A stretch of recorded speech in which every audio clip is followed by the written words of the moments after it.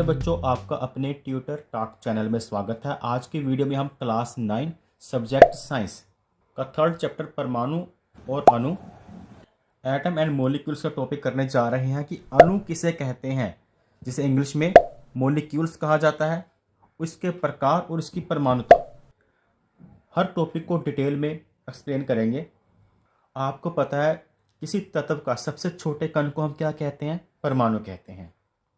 और जब दो या दो से अधिक परमाणु आपस में संयोजित होते हैं रासायनिक विधि के साथ, कहने का मतलब उनके बीच में केमिकल बॉन्ड रासायनिक बंध होता है और परस्पर आकर्षण बल के साथ ये जुड़े होते हैं।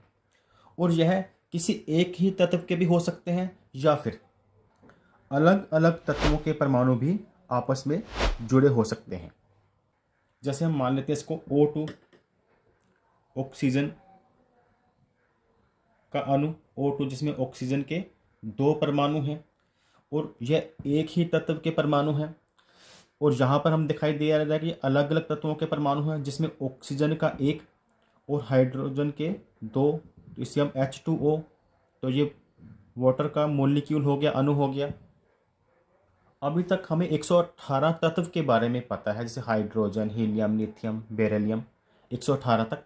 लेकिन इसमें अधिकतर तत्वों के परमाणु ऐसे होते हैं जो कि स्वतंत्र रूप में नहीं पाए जाते। जैसे ऑक्सीजन का परमाणु, एक परमाणु O होता है, लेकिन ये O स्वतंत्र रूप में नहीं पाया जाता। ये O2 की फॉर्म में स्मॉलेस्ट यूनिट में हमें मिलता है। या फिर ओजोन की बात करें तो O3 का भी इसका कंपाउंड होता है।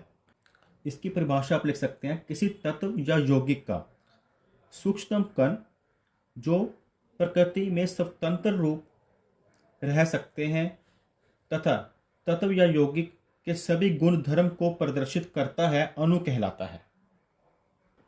तो यहाँ पर देखें, O2 जो अणु है उसमें केवल ऑक्सीजन तत्व के परमाणु आपस में इकट्ठे हैं।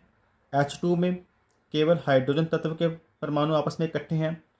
तो ऐसे अणु जिसमें केवल एक ही तत्व के परमाणु आपस में जुड़े होते हैं, उन्हें हम तत्व के अणु कहते हैं। ये जो अणु है तत्व के अणु कहलाएंगे।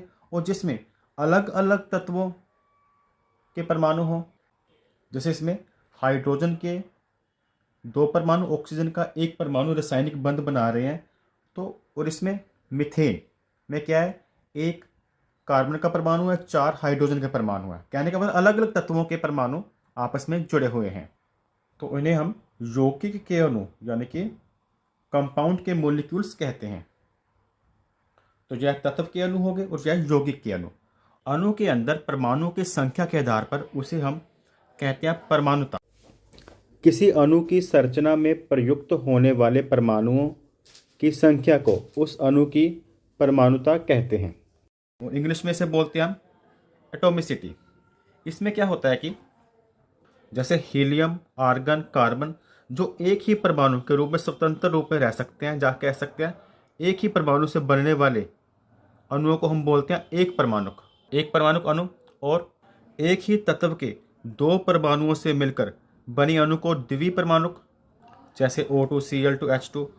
और एक ही तत्व के 3 परमाणुओं से मिले अणु को त्रिपरमाणुक। और जो 4 परमाणुओं से मिलकर बना हो उसे चतुर्थ परमाणुक कहते हैं। और जो 4 से भी अधिक से बना हो, जैसे S8, उसे बोलते हैं बहुपरमाणुक। तो ये था हमारा टॉपिक अणु यानी कि मॉलिक्यूल्स के ऊपर। अगर आपको यह वीडियो पसंद आई हो तो वीडियो को लाइक और चैनल को सब्सक्राइब करना ना भूलें। Thanks for watching.